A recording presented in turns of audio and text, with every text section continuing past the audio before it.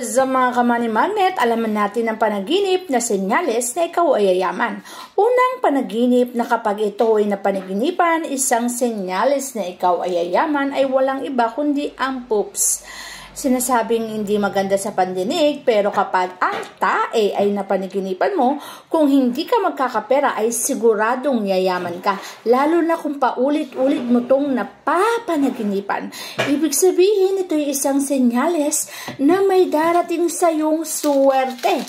Halimbawa, napanaginipan mo sa isang bowl, punong-puno ng tae. As in, punong-puno. Ibig sabihin, punong-puno ng kaperahan ang magaganap sa buhay mo. Maraming blessing.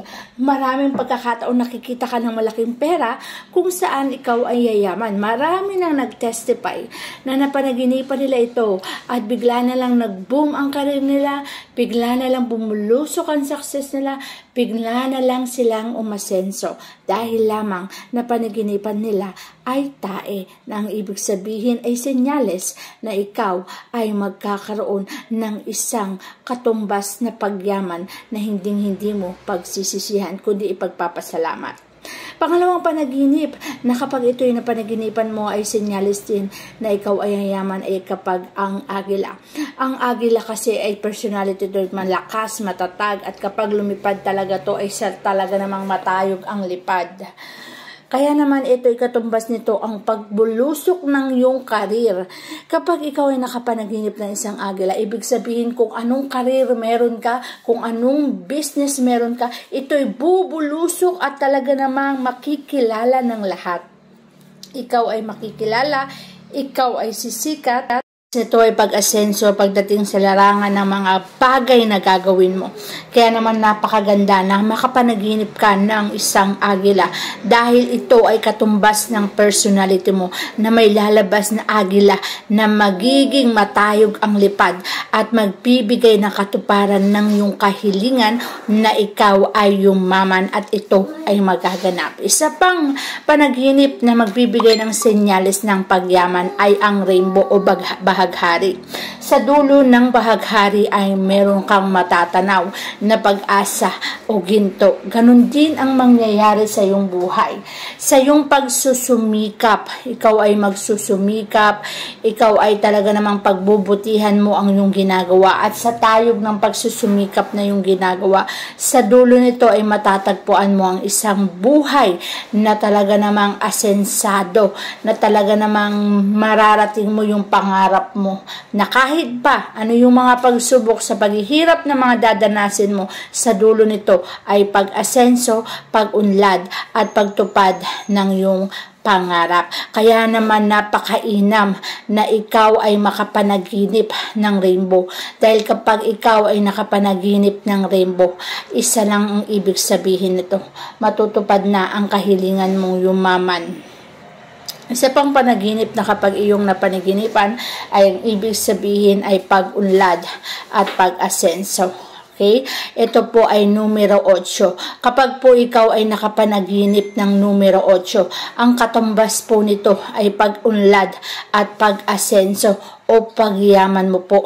Kaya nga kung nais mong yumaman, kung nais mong maging matagumpay sa buhay, ang mga pangarap mo ay pagsumikapan. Ngunit isang senyales o signal na ikaw ay magiging matagumpay o matutupad ang pangarap mo na yan kapag ikaw ay nakapanaginip ng numero 8. Alam naman natin pag sinabing 8 ay infinity or walang hanggang katapusan ng swerte. Kung kaya't kapag ito ang napanaginipan mo, walang hanggang swerte rin ang katumbas nito sa buhay mo. Magkakaroon ka ng swerteng hindi mo inaasahan na iingatan mo hanggang tuluyan ka ng yumaman. Isa pang bagay na sinasabing kapag napanaginipan mo ay senyales na ikaw ang yayaman ay ang mga karne. Ang karne kasi ay sumisimbolo sa mga rich. Ibig sabihin, madalas na kumakain ito ay mayayaman. Kapag daw ito ay napanaginipan mo, senyales din to na isa ka na rin sa magiging rich o yayaman. Na kapag ito ay napanaginipan mo, senyales na to na mabibili mo yung mga bagay na gugustuhin mo, anumang naisin mo, anumang bagay na naiisip mong bilhin ay magagawa mo dahil sa pagsusumikap at magkakaroon ng pag-asenso yung buhay mo. Kung ano man yung ginagawa mo, pagpatuloy mo yan, lalo pa nga't may senyales na. Kung nagsusumikap ka sa ngayon at biglaan na lang na panaginipan mo ay karne, ibig sabihin signos na yan o senyales na yan na ang pagsisikap mo ay magkakaroon ng bunga, na ang pagsisimikap mo ay magkakaroon ng resultang maganda, at yun ay ang pagyaman. Isa pang senyales na ikaw ay yayaman kapag ikaw ay nakapanaginip ng bigas. Alam naman natin, ang bigas, ang katumbas ay kasaganahan. Kung nais mo ng kasaganahan sa tahanan mo ay huwag kang magpapaubos ng bigas. Ngunit kung ikaw naman ay nakapanaginip ng bigas, isa lang ang ibig sabihin nito. Ang ibig sabihin kapag ikaw ay nakapanaginip ng bigas, ang pag-unlad at ang pag-asenso ay darating na sa buhay mo. Makakamit mo na ang pag-asensong inaasam-asam at hinahangad-hangad mo. Ikaw ay uunlad, aasenso at magkakaroon ng kasaganahan ang buhay mo. Kaya nga napakagandang mapanaginipan ang bigas, dahil kapag napanaginipan mo ang bigas, ibig sabihin ang pag-unlad ay darating na sa iyong buhay. Ibig sabihin ikaw ay uunlad at aasenso na talaga dahil kasaganahan ay magpapatuloy. Isa pang bagay na hindi inaasahan ng nakakarami ay ang kapag naginip ka ng ahas.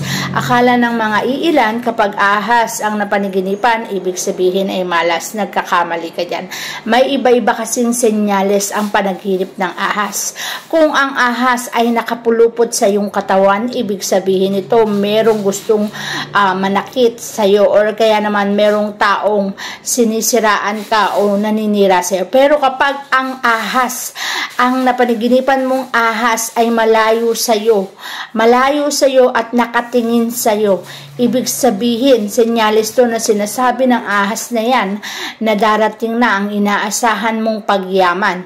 Kung ang ahas na yan ay kasama mo, ngunit hindi ka tinutuklaw sa iyong panaginip na nakaharap lang sa iyo o nakatingin lang sa iyo, ibig sabihin, binibigyan kaya ng senyales na ang katuparan ng iyong pangarap ay nalalapit na ang pagyaman mo ay darating na sa iyong buhay.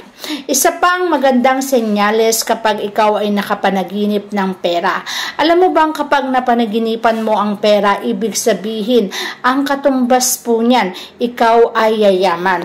Kaya naman kung gusto mo ng pagyaman, kapag nais mo talagang yumaman, kapag ang napanaginipan mo ay pera, lalo na kung ikaw ay nahihiga sa pera, napakaraming pera, ang ibig sabihin po niya nalalapit na rin sa iyong buhay ang kasaganahan na iyong hinihintay. Ikaw po ay sasagana, ikaw po ay yayaman, ikaw po ay uunlad at makakamit mo ang lahat ng yan. Yan lamang po. Thank you very much.